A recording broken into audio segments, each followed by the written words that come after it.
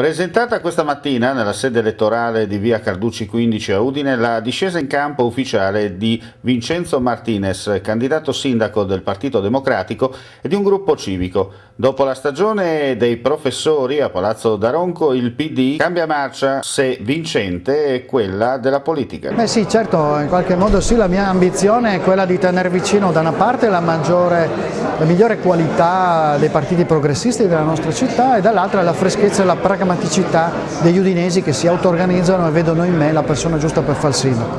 Senta, il suo slogan è cambiare ancora Udine, perché bisogna ancora cambiare Udine? No, perché Udine cambia e ogni volta che cambia bisogna avere il coraggio di cambiare metodo, tipo di lavoro, obiettivi da raggiungere, quello che cerchiamo di fare.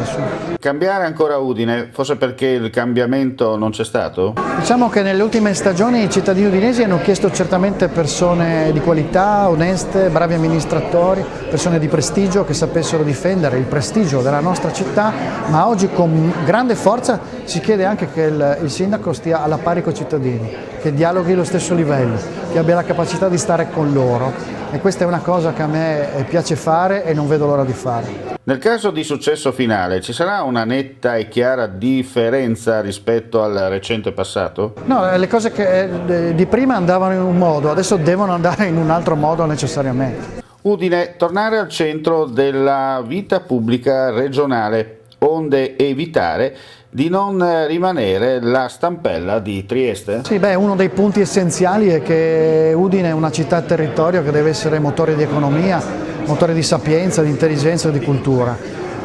Lo possiamo fare perché il nostro territorio ha le carte in regola per essere competitivo con chiunque e con le grandi sfide che vengono avanti adesso, dal porto alla via della seta, il Friuli deve ridefinire il proprio ruolo e il naturale approdo di tutto questo è Udine, il suo circondario e la sua capacità di dare servizi agli imprenditori e ai giovani. Infine Martinez, lei è il sindaco del solo Partito Democratico o dell'intero centro-sinistra?